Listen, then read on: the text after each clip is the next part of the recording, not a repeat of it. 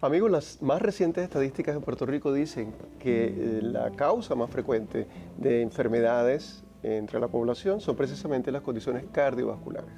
Algo que está muy relacionado con estas patologías son precisamente los accidentes, los llamados accidentes cerebrovasculares. Para hablarnos de este tema tenemos con nosotros hoy al doctor Francisco Pérez Gil, quien es electrofisiólogo cardiovascular. Doctor, ¿cómo está? Pues muy bien, muchas gracias por la invitación, un placer y un honor. Un gusto siempre tenerlo acá con nosotros.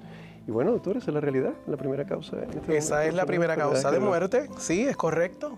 Usualmente cuando hablamos de enfermedad cardiovascular, siempre tendemos a pensar de la tubería del corazón, como le llamaríamos, que es verdad, las arterias coronarias, el infarto y que puede llevar entonces a la muerte. Correcto. Pero nos olvidamos de las arritmias cardíacas y de las arritmias cardíacas podemos, ¿verdad?, navegar directamente a los accidentes cerebrovasculares. ¿Por qué así? Pues porque una arritmia cardíaca en particular, que es la más frecuente, que es la fibrilación auricular, es la causa número 1 de eventos cerebrovasculares. ¿Por qué?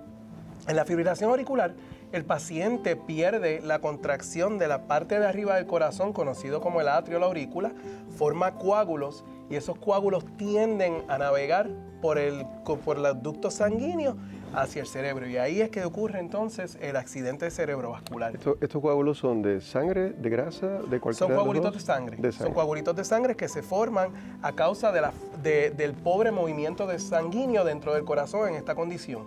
Pacientes con fibrilación auricular, para darte una idea, están 5 veces más propensos a tener un accidente cerebrovascular. Ok, estamos ya en el escenario de los accidentes cerebrovasculares. Eso es lo que llamamos comúnmente stroke, en inglés. Exacto. Ahora, hay diferentes tipos, por supuesto, de accidentes cerebrovasculares. ¿Podremos hablar de los tipos? Claro, cómo no. Pues los dos más grandes serían los isquémicos, que en palabras sencillas, los de oclusión. Se tapó la tubería. Se tapó la tubería y esos pues se pueden manejar con abrir la tubería. ¿Cómo abrimos la tubería? Pues inicialmente las guías actuales recomiendan que dentro de un periodo de varias horas se debe dar un medicamento para licuificar la sangre, o conocido como un trombolítico. Para ponerlo más para aguada. Básicamente aguar la sangre y disolver ese coágulo. Ese coágulo, perdón, que usted dice, es lo que nos explicó antes. Es un coagulito de sangre, es una pelotita de sangre que tapó la tubería. Una pelotita de sangre que al tapar la tubería ocluye el flujo de sangre. Al no haber sangre, no hay oxígeno en el área del cerebro afectada y hay muerte del tejido. Y eso pues causa el accidente cerebrovascular como tipo tal. 1, hablamos del tipo 1. Ahora, el tipo 2. El tipo 2 se debe a un sangrado. Y eso pues puede ocurrir espontáneo o más frecuente por trauma. También hay pacientes que, especialmente los mayores, tienen una caída y a las varias horas empiezan a presentar cambios en comportamiento, habla, en sistemas neurológicos, y esos pacientes pues pueden tener un stroke. En ese caso se conoce como hemorrágico. Hemorrágico es que sangra dentro de ese tejido.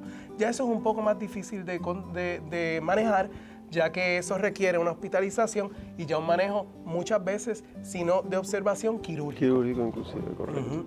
Y esos son los dos más grandes. Ahora estamos hablando de un promedio en edades, esto es más común en edades mayores. ¿Adultos mayores? Es más común en edades mayores, específicamente también pues los relacionados a los trombos o coágulos. ¿Por qué? Porque al relacionarse con arritmias cardíacas, la fibrilación auricular, que es la causante número 1, como ya especifiqué, es más común en personas mayores. Y además tenemos unos riesgos que la edad es el riesgo número 1 de eso. Correcto. Ahora, doctor, síntomas. ¿Qué síntomas inicialmente podrían presentarse? Pues los síntomas iniciales pueden ser tan sencillos como pesadez en cualquier parte del cuerpo, y estoy generalizando y simplificando, pero ese es el primer síntoma neurológico, es debilidad, adormecimiento, dificultad en el habla. Muchas veces el signo número 1 es que uno tenga pérdida de visión en un lado, y ya eso sugiere que puede haber una afección de las carótidas, de la arteria carótida, que es la última que lleva antes de llegar al sistema sanguíneo de la cabeza, y al soltar unos coagulitos o más que nada colesterol en las carótidas, va a ocluir la visión unilateral y de ese mismo lado. Estamos hablando de que es un evento que aparece repentinamente. Yo estoy bien y de pronto o me voy a levantar en la mañana y siento eso, o de pronto estoy en el día y aparece el síntoma. Es un evento que ocurre instantáneamente y de momento estás bien y ya no lo estás.